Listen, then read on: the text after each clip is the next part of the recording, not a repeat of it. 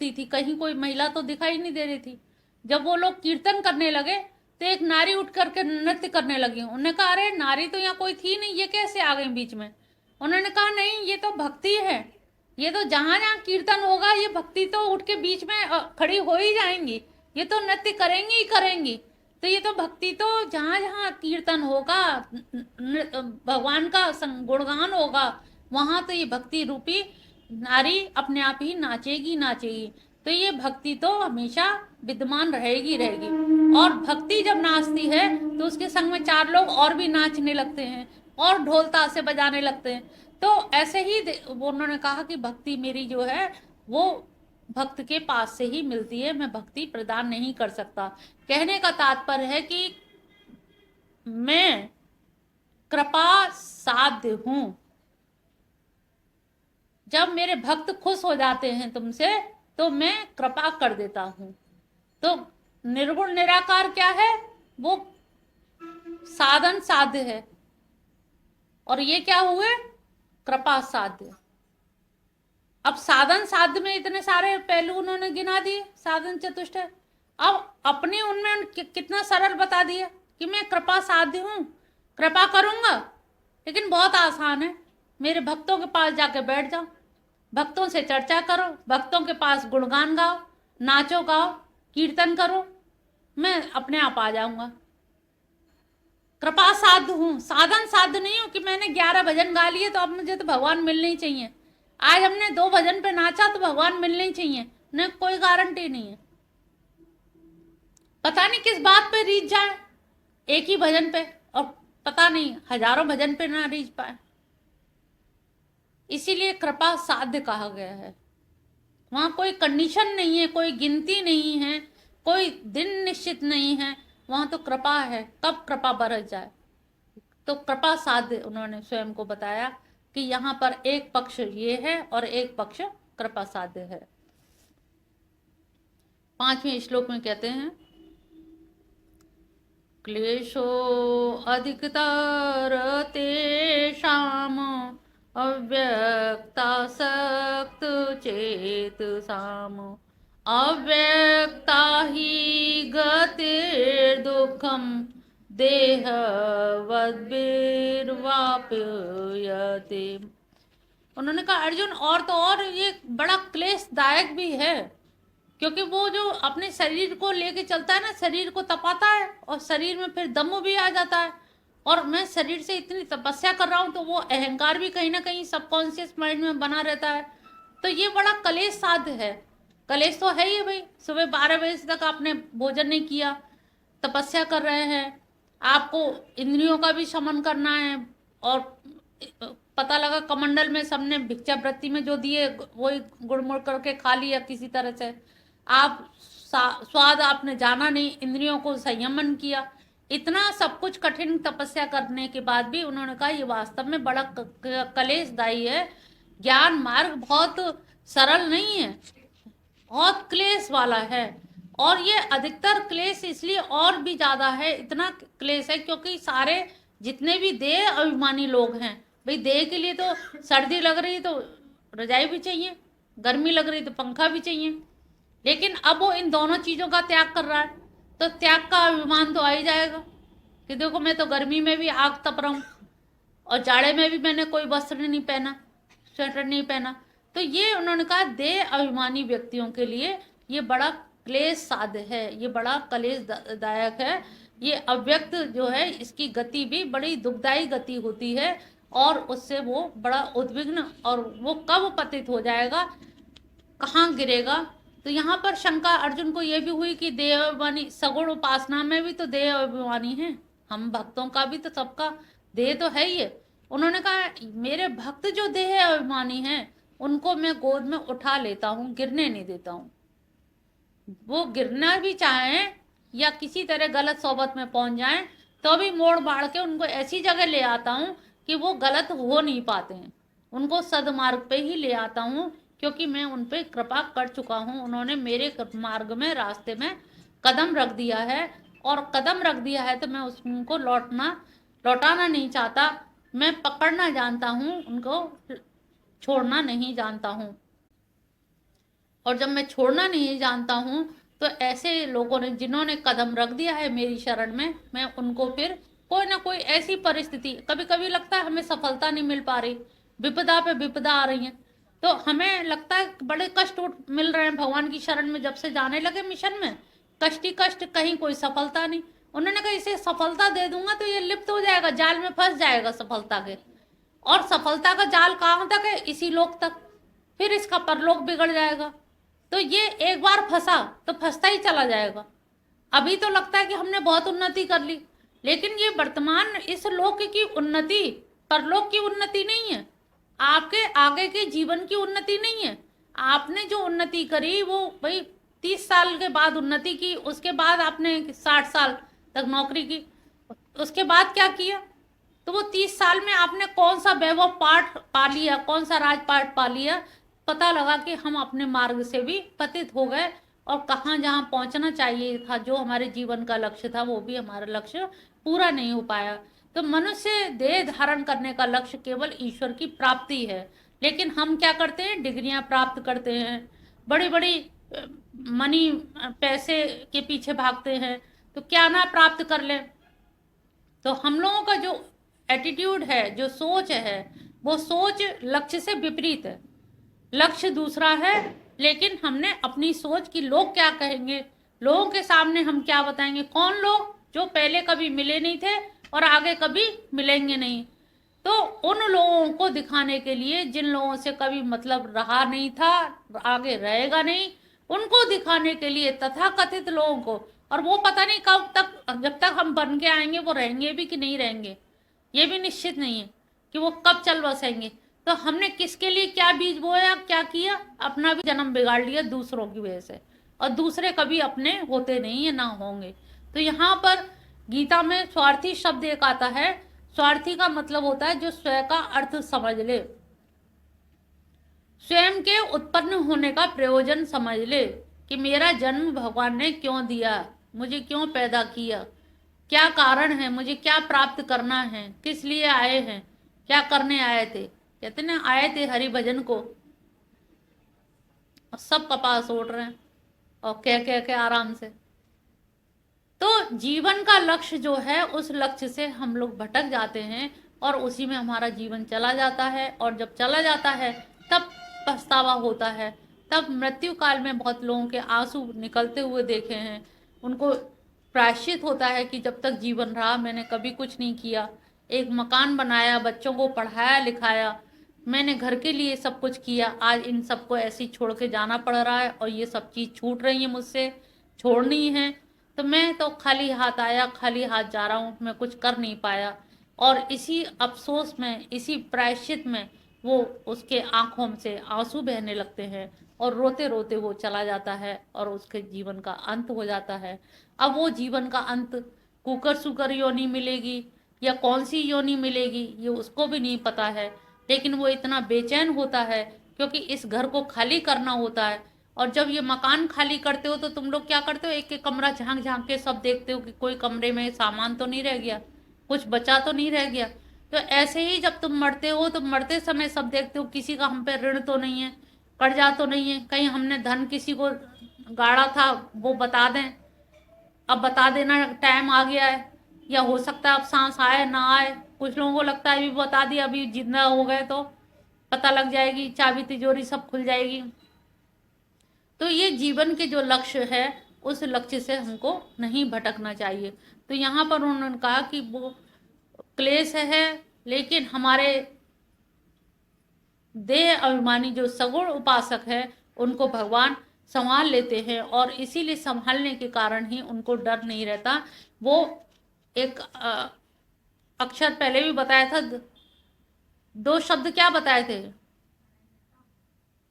और पीछे, पीछे तुम्हारे बगल में बोलो रमा, दो शब्द याद कराए थे।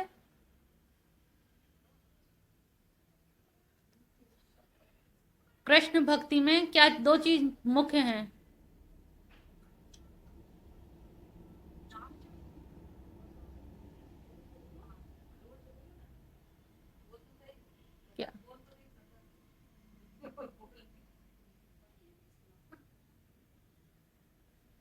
आश्रय और अश्रु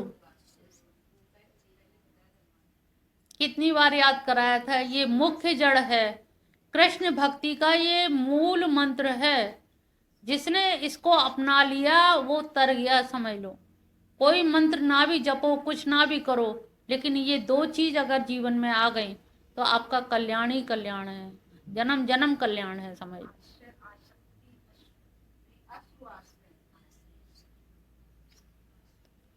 अश्रु और आश्रय रहेगा तो आसक्ति स्वतः ही छूट जाएगी, उसमें फिर आपको छोड़नी नहीं पड़ेगी। आसक्ति त्यागनी पड़ती है, कर्म प्रधान है। और अश्रु भी एक तरह से कृपा प्रधान है। अश्रु आप रोना चाहो कृष्ण के लिए तो आंसू ही नहीं आते। अगर घर का कोई कुछ कह दे तो हजारों आंसू आते हैं, गिनती नहीं बनती। और इनके लिए कुछ हो तो एक आंसू नहीं आएगा, क्योंकि इनसे ममता नहीं है। घर के लोगों से ममता बहुत है, तो जिसकी ममता होती है उसी की बातें अच्छी भी लगती है, उसी की बातें बुरी लगती हैं। उनकी बातों, घर की बातों पे बहुत रोना आ जाता है और इनकी किसी बात पर रोना नहीं आता, क्योंकि अभी हमने इनको आश्रय माना नहीं है पूरी तरह से। आश्रय अभी हमारे पांचों पांडव हैं, भीष्म पितामह हैं, बहुत सारे लोग हैं, अभी भरी सभा में बैठे हैं लोग। तो इतने लोगों का जो आश्रय बना हुआ है, तो सभा में बैठे हुए लोगों का हमारा जो आश्रय है, और वो आश्रय ही हमें कहीं भी किसी लायक नहीं रहने देता।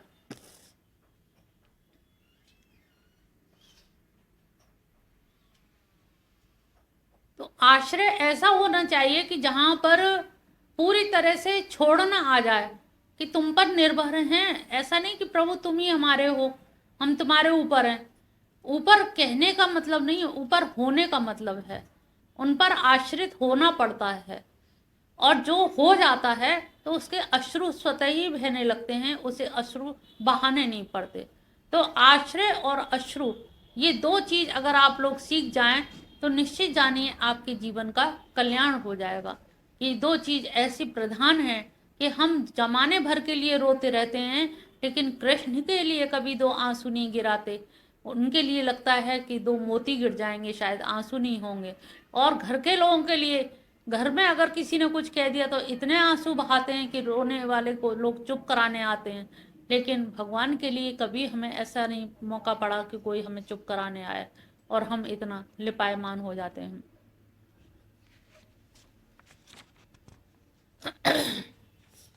छठा श्लोक। ये तु सर्वाणि कर्माणि मयि सन्न्यस्य मत्परा अनन्येनैव योगेन मां ध्यायन्तुपासते तेषां समुद्धरता मृत्यु संसार सागरात् भवामि न चिरात् पार्थ मया वेश्येत साम। अब उन्होंने कहा कि आपकी भक्ति अब करें कैसे, किस तरह से करा जाए। तो उन्होंने कहा ये तू सर्वाणी, ये तू ऐसा कर, सर्वाणी जितने भी कर्म जो भी कर रहा है, जैसे भी है, तू पाप भी कर रहा है अब पुण्य भी कर रहा है, पाप कहाँ रखेगा और पुण्य कहाँ रखेगा। जब तूने आश्रय मुझे बना लिया तो तू सारे पाप और पुण्य सब मुझे दे दे। तू सर्वाणी करवाणी मई सन्यासी मत परा, कि तू सारे के सारे चीजें जब मुझ में ही दे देगा, मुझ में लगा देगा, तो अनन्य येने योगेन माम ध्यायन्तुपा, और तू अनन्य भाव से मेरा ही ध्यान लगाएगा, ध्यान करेगा, मेरी ही उपासना करेगा, तो तुझे ये भी बोध नहीं रहेगा कि मैं पाप कर रहा हूँ कि पुण्य कर रहा हूँ। ये तो तब रहता है कि जब हम आप में सामाजिक दृष्टिकोण से कि लोग क्या कहेंगे, तब हम देखते हैं कि लोग क्या कहेंगे, तब हम पाप पुण्य की चिंता करते हैं, सत असत की चिंता करते हैं। जब हम प्रेम में पागल होते हैं, अब सबरी झूठे ही बेर खिला रही है, विदुरानी केले के छिलके ही खिला रही है। तो यहाँ पर नियम निषेध और विधेय, ये नियम काम नहीं करते हैं। जब ये काम नहीं करते हैं तो वहां पर उन्होंने कहा कि तू जो भी कर्म कर रहा है, तूने अगर छिलके भी दिए तो वो भी उन्होंने स्वीकार कर लिए। ये नहीं कहा कि छिलके क्यों दे रही हो और तुम फली बाहर फेंकते जा रहे हो, केले बाहर फेंक रही हो।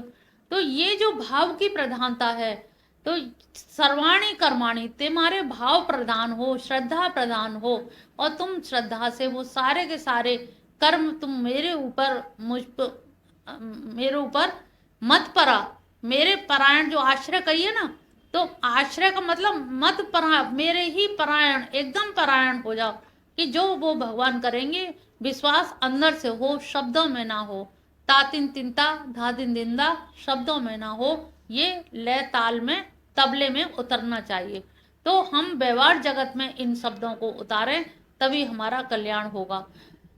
जो अनन्य भाव से मुझ में ही योग और मेरे ही ध्यान लगाए रहते हैं, तेसाम, उनका मैं क्या करता हूँ, तेसाम, उनका मैं समुद्धरता, इस संसार सागर से ना चिराग, जरा भी क्षण नहीं लगता, थोड़ा भी समय नहीं लगता, मैं उनको उद्धार कर देता हूँ, उनको कहीं भी व्यवधान नहीं आने देता। क्योंकि मयावेशित चेतसाम, उन्होंने क्या किया है, कुछ सोचा ही नहीं मेरे अलावा, कुछ विचार ही नहीं किया है। जब मेरे अलावा कुछ सोचा ही नहीं है, तो मैं उन पर इतना विश्वास रहता है। जैसे एक कहानी की, एक अंग्रेज था, तूफान आ गया पानी के जहाज में, और तूफान आने पे बहुत तेजी से, तो तूफान के टाइम में ही उसकी पत्नी भी बहुत घबरा रही, सभी लोग घबरा रहे थे। उसके पति ने पिस्टल निकाली और उसके गले पे लगा दी पत्नी के में। तो उसने कहा, अरे हटो, तुम्हें भी ऐसे में मजाक सूझ रही है, बेकार की बात कर रहे हो। कहले, अरे पिस्टल भरी हुई है, लोडेड है, तुम्हें डर नहीं लग रहा कि मैं गोली चला दूंगा, तुम्हारी 2 मिनट में मौत हो जाएगी? उन्होंने कहा, डर काहे का, तुम तो मेरे हो ना, तुम मेरे हो, तो मुझे तुमसे डर काहे का। कहले, अब समझ आया, वो गॉड भी मेरा है, ईश्वर मेरा है, इसलिए मुझे डर नहीं है कि पतवार कहाँ जाएगी, क्या होगा, तूफान में क्या होगा। जब जैसे तुझे मुझसे डर नहीं है, ऐसे ही मुझे डर नहीं है, क्योंकि वो मेरा अपना है। जब वो मेरा है, तो वो मुझे कहाँ डुबोएगा, कैसे डुबोएगा, वो मुझे बचा ही लेगा। ये विश्वास से ही मैं निश्चिंत होकर के खड़ा हुआ हूँ, मुझे कोई चिंता नहीं, कोई भय नहीं। सब लोग डर के अफरा तफरी मची हुई है, मुझे कोई भय नहीं। तो जो भगवान के भक्त होते हैं, उनको जो उन पे विश्वास होता है, तो उनको लगता है कि वो किसी ना किसी तरह से बचा ही लेंगे। कैसे बचाएंगे ये भी चिंता मत करो, प्रभु अब तुम कैसे बचाओगे। अब उनकी टेक्निक पता नहीं क्या है, किस तरह से है, कि वो किस तरह से बचा लेंगे, लेकिन उन पे भरोसा रखना पड़ेगा कि न चिरात, और समय भी नहीं लगेगा, वो किस तरह से सहयोग बना देंगे, किसको बुला देंगे, क्या चीज का सहारा बना देंगे, ये उन पर विश्वास हमें पूरी तरह से रखना पड़ेगा। लेकिन कंडीशन एक है, मैयावेशित चेतसाम, आपका चित्त मैयावेशित, उनमें मैया, उनमें पूरी तरह से आवेशित हो। एक तो होता है हम पास पास बैठे हैं, और एक होता है उनमें प्रविष्ट हो जाना। तो अब हमारा चित्त जो है पूरी तरह से उनके चरणों में ही लगा हो। ऐसा नहीं कि गए मंदिर पूजा कर ली, पैर छू लिए, बस ये नहीं माना जाएगा। मयावेशित का मतलब है नीचे भी उतर के जा रहे हैं तो उन्हीं के चरणों का ध्यान दे, टेम्पो में बैठ रहे हैं तो भी उन्हीं के चरणों का ध्यान, ध्यान वहां से हटे ही ना। एक ये है कि हम संसार से आके भगवान के चरण छूते हैं, और एक ये है कि चरणों को मन में रख के संसार में जाते हैं। नाव जाती है पानी में, पानी को नाव में मत आने दो। मन जाता है संसार में, संसार को मन में मत आने दो। तो जब भगवान के चरणारविंद हमारे हृदय में बंधे होंगे, तो उनमें जब ध्यान होगा, तो हमें संसार की चीजें भी सब सुलभ होती जाएंगी, पता नहीं कब कौन आ गया सहायक बन के। तो इसमें कंडीशन उनकी यही है, मयावेशित चेतसाम, कि मेरे ऊपर, मुझ पर पूरी तरह से उनका चित्त लगा हो। 8वां श्लोक।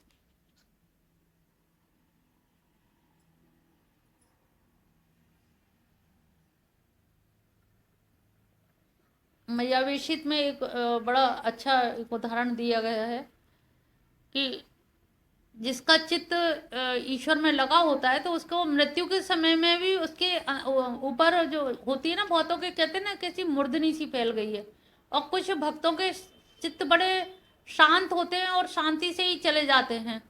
तो वो शांत चित्त क्यों लगते हैं? उनके चेहरे पे प्रसन्नता लगती ही नहीं कि ये डेड बॉडी है या इस तरह से। तो बड़े मतलब अच्छा सा भाव आता है। तो उसमें जैसे कबीर ने कहा है ना, दुल्हनी आवो गावो मंगलचार, कृष्ण आए मेरे भरतार।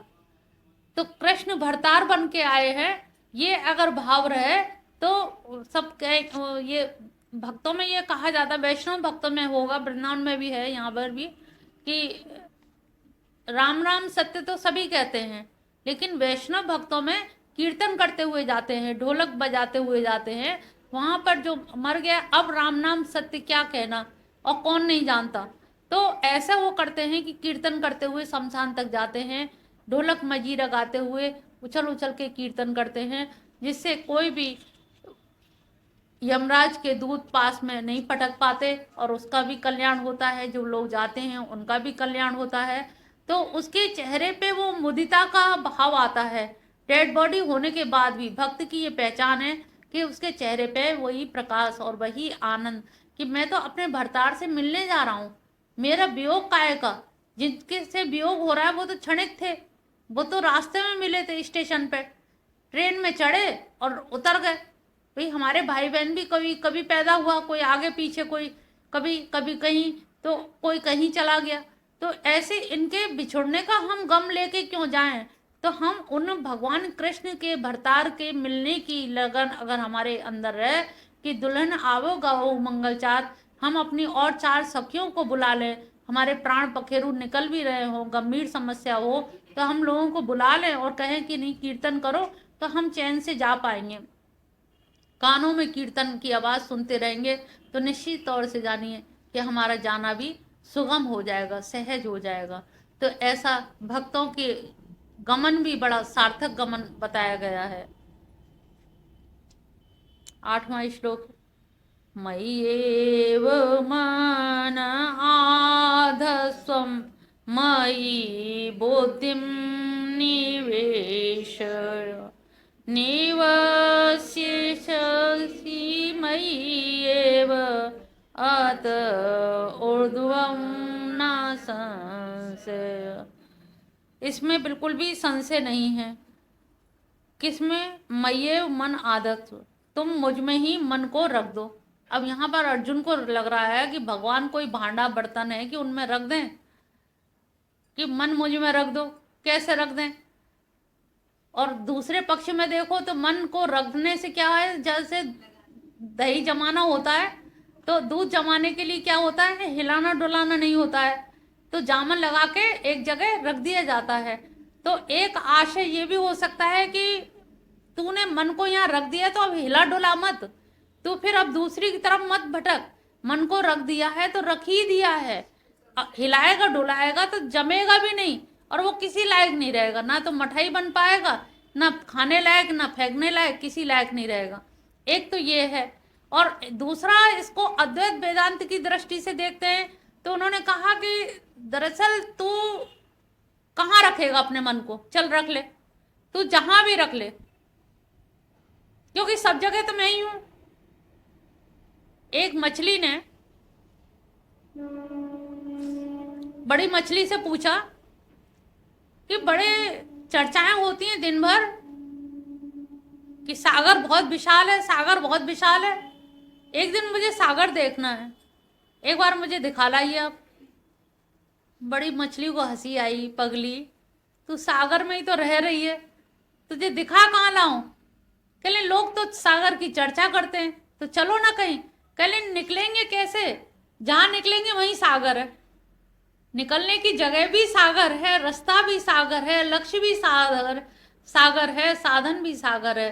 तो ऐसे ही भगवान कह रहे हैं तू मुझ में रख दे, तू जहां भी रखेगा, ये संसार मैं ही हूँ, वासुदेव सर्वमिति, कण कण में मैं ही व्याप्त हूँ, तू जहां रखेगा वो मुझ में ही रखेगा। तू जो चीज लाता है वो तो मेरी ही चीज लाता है, तो मेरी चीज ही मुझको देता है। मैं तुझसे मन मांग रहा हूँ, तो अगर मन मांग रहा हूं तो मैंने कौन सा गुनाह कर दिया? मैंने ही तो तुझे मन दिया है, और मैंने मन दिया है तो मेरी दी हुई चीज तुझे मुझे लौटाने में ही इतनी कंजूसी हो रही है। भाई मैं तुझसे तेरी चीज तो कुछ मांग नहीं रहा, तेरा है क्या? क्या चीज है तेरे पास? कुछ भी तो नहीं, सब मेरा दिया हुआ है। मैं चाहूं तो अपने आप ले लूं, लेकिन मैं कह रहा हूं तू दे दे। ये भी भक्त की महिमा बता रहे हैं कि वो मांग रहे हैं। ये बड़ी बात है। चाहे तो 1 मिनट में सांस खींच लें, खत्म, सारा खेल खत्म है, 2 मिनट का है। हमारी औकात है कितनी? लेकिन फिर भी वो कह रहे हैं तू मन दे दे, मुझे बुद्धि दे दे, अंतःकरण दे दे। कितना बेला फुस, ऐसी वात्सल्य भाव किसमें होगा कि भैया तू दे दे। क्या दे दे?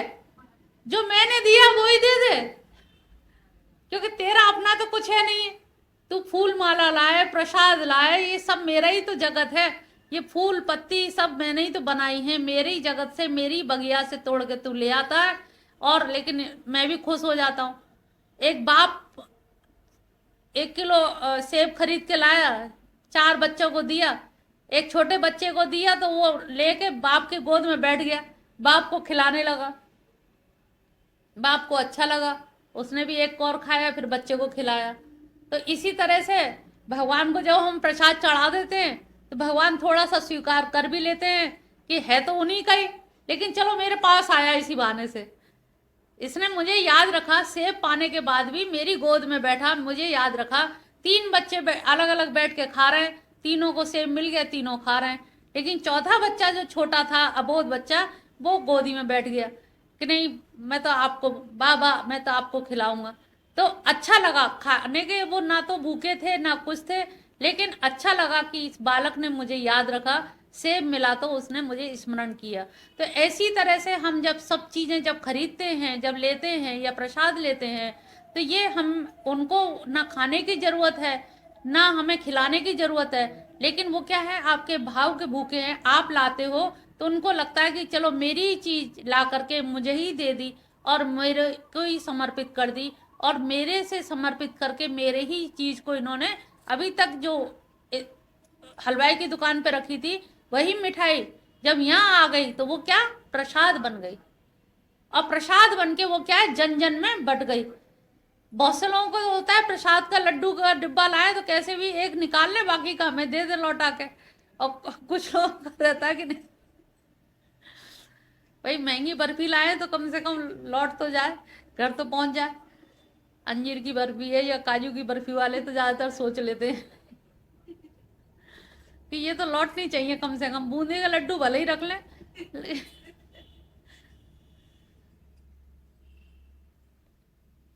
तो जब वो चीज हम उनको, उन्हीं की चीज जब उन्हीं को अर्पित करते हैं तो उनको उसमें भी प्रसन्नता होती है कि चलो तुमने उस चीज को पा करके भी